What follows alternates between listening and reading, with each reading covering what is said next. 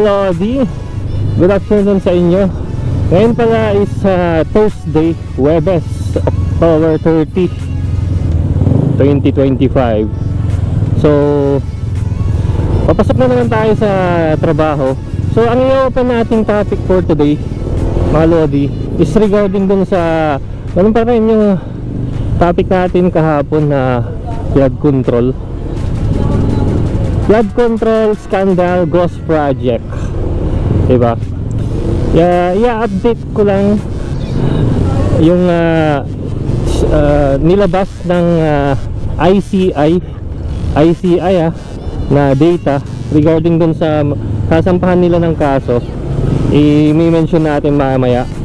So nakalagay dyan, ilalagay natin sa taas. So yun yung mga involved dun sa ghost project ng DPWH na mga flood control project. So magtataka kayo dyan sa mga dawit dyan, may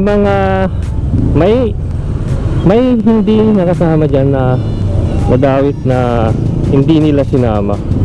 So magtataka na lang ngayon. So check natin isa-isa mamaya yung mga list ng pangalan.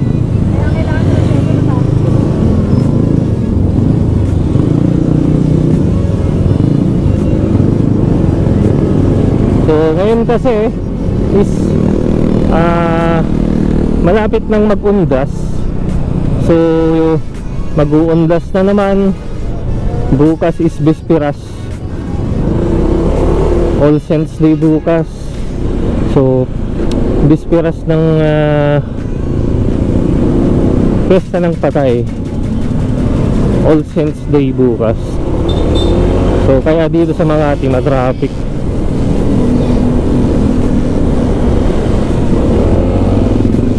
Kaya ganito yung sitwasyon ngayon dito sa Makati. Tapos bigla pang umulan sa hapon.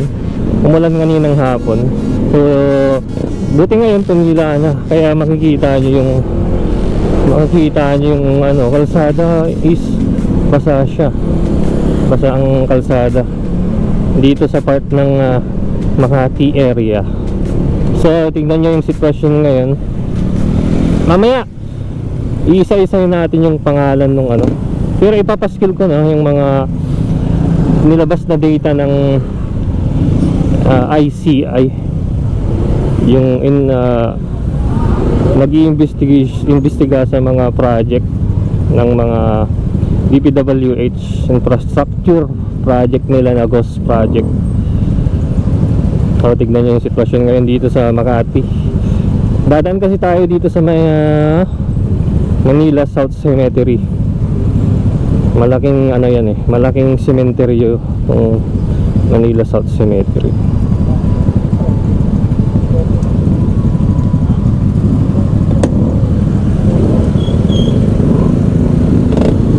Tara. So tara na, let's go. So tutuloy natin yung regarding kay Martin Romualdez. Si Martin Romualdez kasi dagdag kaalaman, dati siyang House Speaker ng Kongreso ng 19th Congress, 19th Congress yung nakaraang previous Congress. So siya, House Speaker. Ngayon nagbitiw na siya at pinalitan ni Bojiti na kasi yung ngayon House Speaker, yung dati niyang kanang kamay. So yun lang, nakakalungkot at hindi siya kasama talaga si Martin Romualdez dun sa mga dinadawit sa issue ng flood control. Humabol pinapaguna tayo ng traffic enforcer, humabol yung mga dalawang motor.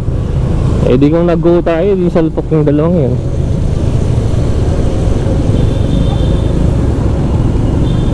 Ay koys, ano nangyari? Nasiraan siya. Ito may issue, nasiraan si Koys Aerox.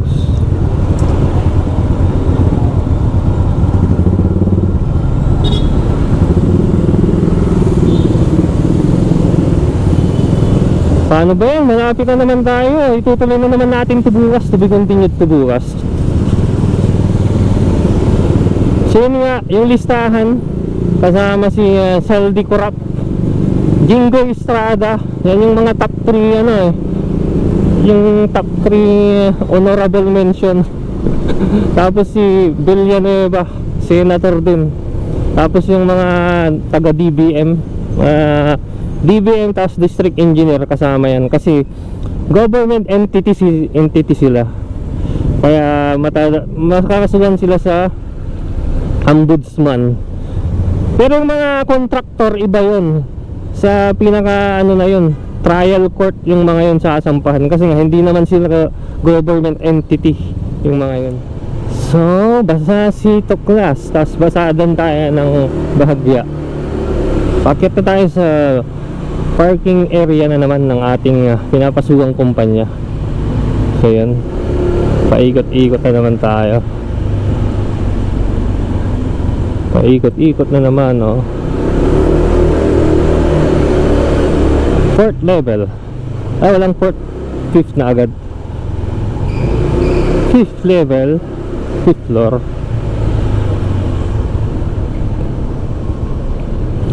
So dito muna natin tatapusin tong about natin sa topic sa flood control ghost project scandal ng DPWH 2025 mga lodi. So that's it. Gagarahin na tayo.